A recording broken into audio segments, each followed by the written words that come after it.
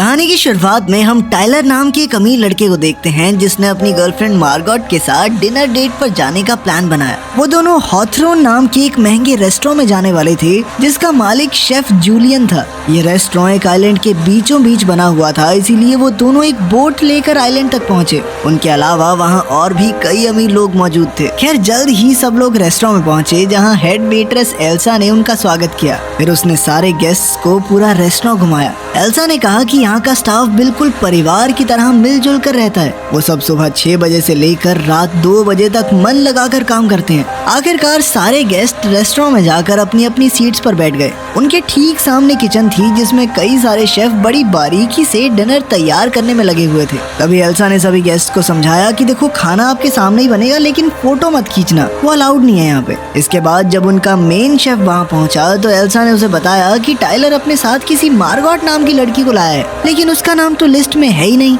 अब ये पता चलता है कि टाइलर ने करीब 1 साल पहले इस रेस्टोरेंट में सीट बुक की थी और उस वक्त उसकी गर्लफ्रेंड कोई और थी। इसका मतलब ये था कि मार्गोट का यहाँ होना नहीं बनता। ये देखकर जूलियन थोड़ा नाखुश तो हुआ, लेकिन उसने इस बात को नजरअंदाज कर दिया। इसके बाद डिनर की शुरुआत हुई जिसमें पहली डिश को सबके सामने पेश किया गया। जैसे ही वो सब खाने लगे तो टाइलर ने चुपके से एक फोटो ले ली। हर कोई खाने की तारीफ कर रहा था पर मार्गोट को इतना कोई पसंद नहीं आया। इसके बाद स्टाफ ने दूसरी डिश को पेश किया और शेफ ने खुद बाहर आकर सारे गेस्ट का स्वागत किया। उसने सबसे कहा कि वो खाना सिर्फ स्वाद के लिए नहीं बल्कि ध्यान से उसकी बारीकियों को देखते हुए मजे लेकर खाएं। फिर उसने सबको अपनी डिश और उसके पीछे की कहानी के बारे में बताया। मार्गोट को उसकी बातें कुछ खास नहीं लगी, मगर टाइलर की तो आंखें ही भर आई। इसके बाद उसने फिर से शेफ की नजरों से बचकर खाने की एक और तस्वीर ले ली। फिर टाइलर कहने लगा कि भाई मुझे तो जगह बहुत बढ़िया लगी, मगर मार्गोट ने कहा कि हाँ ठीक है, इतना भी कुछ खास नहीं है। यार बाद में शेफ ने सबको अगली डिश दी जिसमें सिर्फ अलग अलग तरह की 5 सॉसेस थी,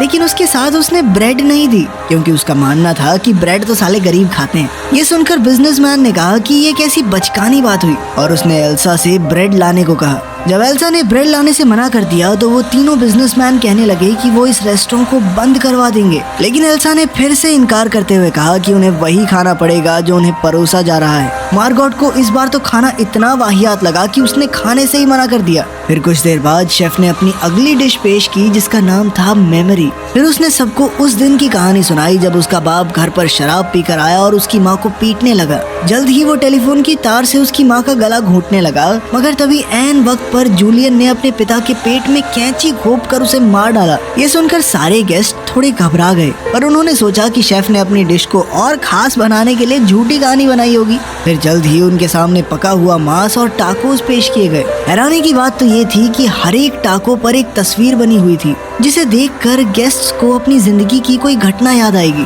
हम देखते हैं कि फूड क्रिटिक के टाको में उन रेस्टोरेंट्स की तस्वीरें थी जिनके रिव्यू उसने लिखे थे। वहीं मूवी एक्टर के टाको में उसकी सबसे घटिया फिल्म की तस्वीर थी। इधर तीनों बिजनेसमैन के टाकोज में उनके गैर कानूनी बैंक अकाउंट्स की डिटेल्स थी। उन्होंने तुरंत एल्सा को बुलाकर पूछा कि आखिर रेस्टोरेंट को इन डिटेल्स के बारे में कैसे पता चला। उन्होंने रेस्टोरेंट को बंद करवाने की धमकी भी दी, मगर एल्सा ने कुछ भी बताने से साफ इनकार कर दिया। उधर एन के टाकोज में रिचर्ड और एक जवान लड़की की तस्वीर थी। उसने रिचर्ड से पूछा कि ये सब क्या है, पर रिचर्ड ने कहा कि उसे इसके बारे में कुछ नहीं पता। वहीं टाइलर के खाने में वो चुपके से रेस्टोरेंट के खाने की तस्वीरें लेता हुआ दिख रहा था। ये देखकर वो काफी घबरा गया और उसने सोचा कि उसे शेफ से माफी मांगनी चाहिए, लेकिन मार्गोट ने कहा कि वो कुछ ज्यादा ही सोच रहा है। तभी वो उठकर वॉशरूम चली गई। तभी शेफ उसके पीछे वॉशरूम में आ गया और उससे पूछा कि आखिर वो कौन है। मार्गोट ने उसे अपना नाम बताया, पर फिर शेफ कहने लगा कि उसे आज यहाँ नहीं आना चाहिए था। खैर बाद में जब मार्गोट अपनी सीट पर गई तो शेफ अपने स्टूडेंट जेरेमी को सबके सामने लाया।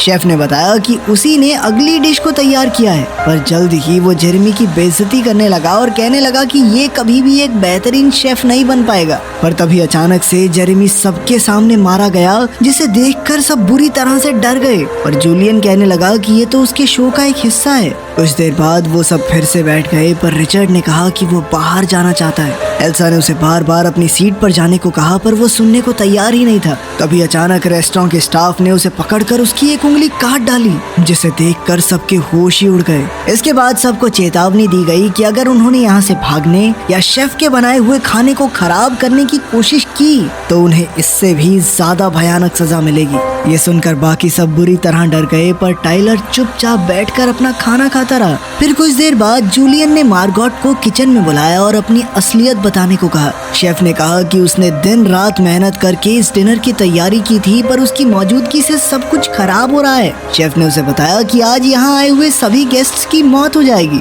फिर उसने मार्गोट को 15 मिनट का टाइम देकर कहा कि तुम चूज कर लो कि मरना है या जिंदा रहना है। ये सुनकर वो बुरी तरह डर गई और रोते हुए अपनी टेबल पर लौट आई। फिर अगली डिश से पहले शेफ ने कहा कि अगर किसी के मन में कोई सवाल आ रहा हो तो वो पूछ सकता है। तब एक आदमी ने पूछा कि आखिर वो ये सब क्यों कर रहा है। तब शेफ ने कहा कि वो इस रेस्टोरेंट को चलाते चलाते थक चुका है, उसे खाना बनाने में अब उतना मजा नहीं आता और इसका जिम्मेदार यहाँ मौजूद हर एक गेस्ट है। फिर उसने बताया कि फूड क्रिटिक को यहाँ इसलिए बुलाया गया क्योंकि उसके गंदे रिव्यूज की वजह से कई रेस्टोरेंट्स बंद हो गए और उसका एडिटर हर एक चीज में उसका साथ देता है। वहीं रिचर्ड और एन इस रेस्टोरेंट में अक्सर खाना खाने आते हैं, पर उन्होंने कभी भी खाने की तारीफ नहीं की। शेफ ने कहा कि उन्हें तो यहाँ की किसी डिश का नाम तक नहीं याद होगा। खैर, फिर उसने सबको अपने एंजल इन्वेस्टर के बारे में बताया जिसने इस रेस्टोरेंट में पैसे लगाए थे। तब ये खुलासा होता है कि जूलियन ने उसे बाहर पानी के ऊपर लटका रखा था क्योंकि वो मुनाफे के लिए बहुत लालची होता जा रहा था और उसने जानबूझकर रेस्टोरेंट के मेन्यू को कई बार बदलने की कोशिश की। तभी अचानक शेफ ने उस आदमी को पानी में डुबोकर सबके सामने मार डाला। फिर 15 मिनट बाद उसने मार्गोट को अपने ऑफिस में बुलाया और उससे पूछा कि उसका रिचर्ड से क्या नाता है। आखिरकार मार्गोट ने खुलासा किया कि वो एक वहशी दरिंदा है और उसका असली नाम है एरिन। पहले वो रिचर्ड के लिए काम करती थी और रिचर्ड उसे खूब पैसे देता था। ये सुनकर उसने एरिन को वापस टेबल पर भेज दिया। फिर अगली डिश लाने से पहले शेफ ने टाइलर से पूछा कि वो यहाँ क्यों आया। तब टाइलर ने कहा कि वो तो इस रेस्टोरेंट में कई महीनों से आना चाहता था और जैसे ही उसे मौका मिला उसने टिकट बुक कर ली। टाइलर ने कहा कि वो एरिन को साथ इसलिए लाया क्योंकि उसकी गर्लफ्रेंड ने उसे ऐन वक्त पर धोखा दे दिया। ये सुनकर एरिन को गुस्सा आ गया और उसने टाइलर पर हमला बोल दिया, पर स्टाफ ने जैसे तैसे उसे शांत किया। बाद में शेफ ने एरिन को अपने ऑफिस में बुलाकर डेजर्ट तैयार करने में उसकी मदद मांगी। उसने एरिन को स्टोर से एक डिब्बा लाने को कहा और वो चुपचाप चली गई। इधर मूवी स्टार ने कहा कि उसने ऐसा कौन सा गुनाह किया है कि उसे ये सजा दी जा रही है, जिस पर शेफ ने जवाब दिया कि तेरी एक फिल्म बहुत बेकार थी, पूरा मूड खराब हो गया मेरा देख के। उधर एरिन स्टोर जाने की बजाय शेफ के घर में घुस गई जहाँ एक बंद दरवाजा था। उसने अंदर जाने की कोशिश की, पर तभी एल्सा ने चाकू से उस पर हमला कर दिया और दोनों में हाथापाई शुरू हो गई। अचानक एरिन ने अनजाने में एल्सा को जान से मार डाला। वो काफी घबरा गई, पर फिर वो एल्सा की चाबी लेकर शेफ के कमरे में घुस गई। वहाँ उसे शेफ की बहुत सारी तस्वीरें और अखबार के आर्टिकल्स दिखाई दिए। हर तस्वीर में वो गुस्से में था, पर उसकी सबसे पुरानी तस्वीर में वो हंस रहा था। ये तब की बात है जब वो एक बर्गर की दुकान में काम करता था। वहाँ उसे एम्प्लॉय ऑफ द मंथ का अवार्ड मिला था, जिसे पाकर वो बेहद खुश था। तभी एरिन को एक रेडियो दिखा और उसने तुरंत कोस्ट गार्ड से संपर्क करके इस रेस्टोरेंट के काले सच के बारे में बता दिया। इसके बाद वो डब्बा लेकर रेस्टोरेंट लौट आई। जल्द ही कोस्ट गार्ड रेस्टोरेंट के बाहर आ पहुंचा तो जूलियन ने सबको धमकी देकर कहा कि कोई भी उसकी शिकायत नहीं करेगा, ठीक है। फिर गार्ड ने अंदर आकर कहा कि उसे यहाँ कई सारे कत्ल होने की खबर मिली है, पर फिर शेफ कहने लगा कि यहाँ तो सब कुछ ठीक है। तब गार्ड ने मूवी स्टार को पहचान लिया और उसका ऑटोग्राफ मांगा और मौका पाते ही स्टार ने अपने ऑटोग्राफ के साथ लिख दिया कि हमारी मदद करो। ये देखते ही गार्ड ने अपनी बंदूक शेफ की ओर तान दी। आखिरकार सबने चैन की सांस ली और गार्ड को शेफ की सारी सच्चाई बता दी। मगर तब ये खुलासा होता है कि गार्ड की बंदूक तो नकली थी और सारा स्टाफ हंसने लग गया। फिर शेफ ने कहा कि ये कोई गार्ड नहीं है, मेरे लिए काम करता है ये। आखिरकार शेफ ने आखिरी डिश पेश की तो एरिन को एक तरकीब सूझी। वो कहने लगी कि उसे खाना पसंद नहीं आया। इससे शेफ थोड़ा परेशान हो गया और पूछने लगा कि क्या पसंद नहीं आया तुम्हें। वो कहने लगी कि उसे बहुत भूख लगी है और शेफ उसे अच्छा खाना नहीं खिला पाया। ये सुनकर तो शेफ की ईगो पे बात आ गई और वो एरिन से पूछने लगा कि वो क्या खाएगी। तब एरिन ने कहा कि वो अमेरिकन चीज बर्गर और फ्राइज खाना चाहती है, जिसके बाद शेफ तुरंत किचन में जाकर खाना बनाने में जुट गया। बर्गर बनाते हुए उसे अपने पुराने दिन याद आ गए जब वो काफी खुश हुआ करता था।